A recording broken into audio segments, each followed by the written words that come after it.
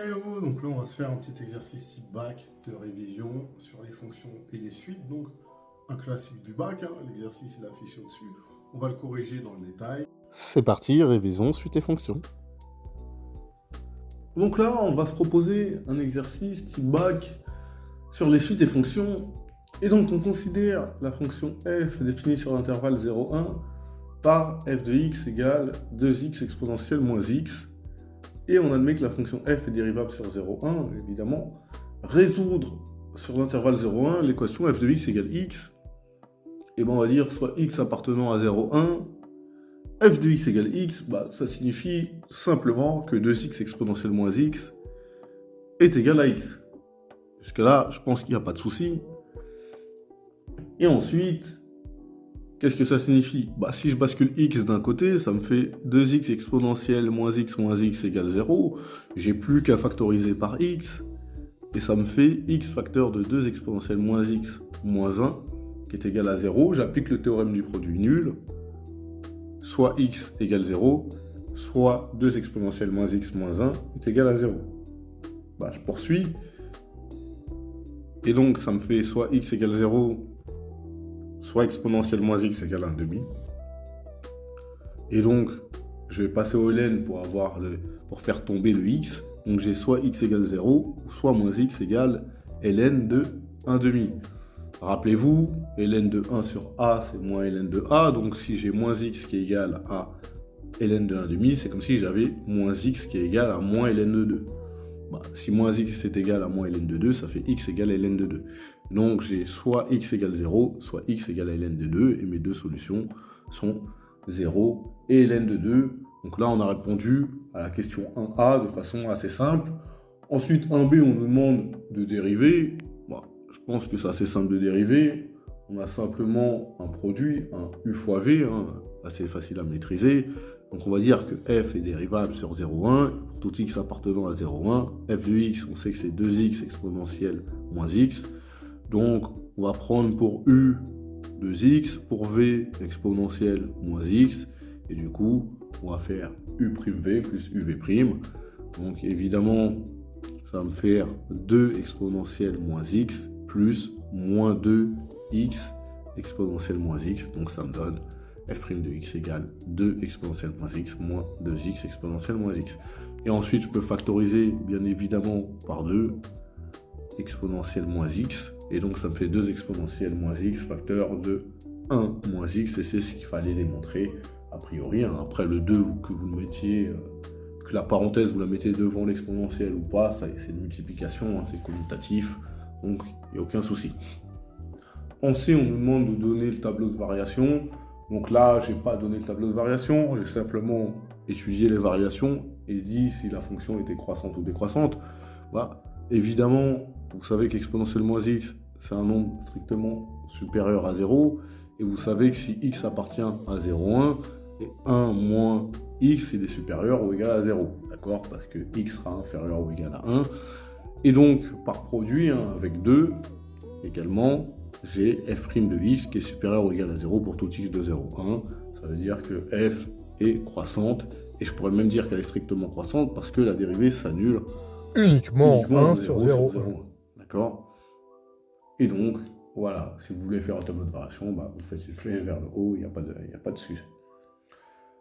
Ensuite, on nous dit on considère la suite un définie par u0 égale 0,1 pour tout entier naturel n.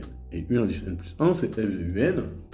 On nous demande de démontrer par récurrence que 0 inférieur ou égal à un, strictement inférieur à u indice n plus 1, strictement inférieur ou égal à 1. On va commencer par l'initialisation. On va essayer de montrer que 0 est inférieur ou égal à u0, strictement inférieur à u1, et inférieur ou égal à 1. U0, on sait que c'est 0,1.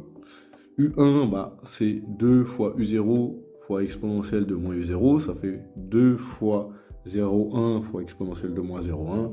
Ça fait à peu près 1,180. Et donc, tout de suite, ce que je remarque, c'est que 0 est inférieur ou égal à U0, qui est strictement inférieur à U1, qui est inférieur ou égal à 1.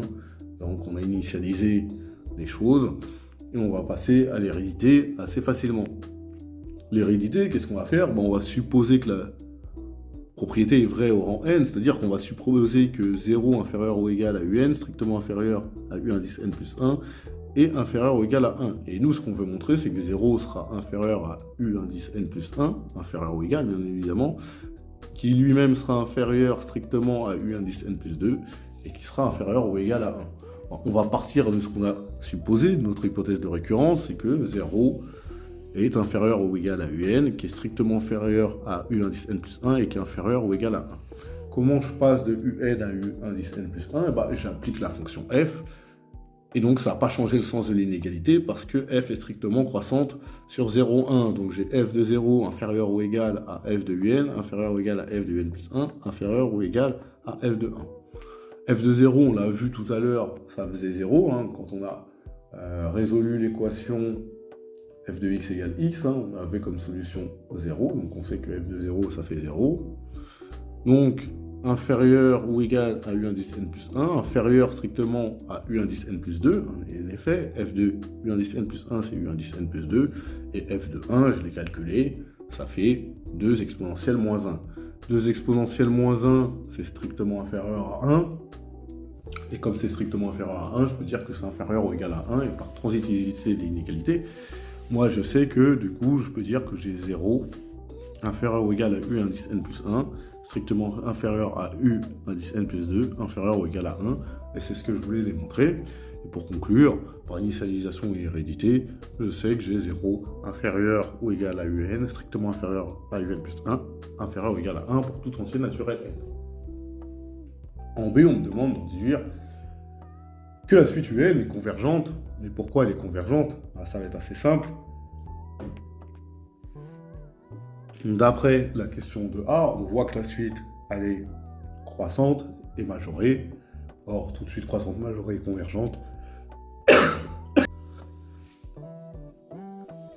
Donc, on poursuit. On disait que la suite un donc, était croissante et majorée, et donc tout de suite croissante majorée converge, et donc un converge vers une limite, on va noter L sa limite. D'accord? Ensuite, on nous demande de montrer que la limite est ln de 2. Ça va être simple. Donc, on sait que pour tout entier n, u indice n plus 1 égale f de u indice n. Et du coup, par unicité de la limite et passage à la limite, j'ai L égale f de L. Or, rappelez-vous qu'en question 1a, les solutions de l'équation f de x égale x étaient 0 et ln de 2. Donc, j'ai L égale 0 ou L égale ln de 2 d'après la question 1a. Et pourquoi je ne peux pas garder L égale 0?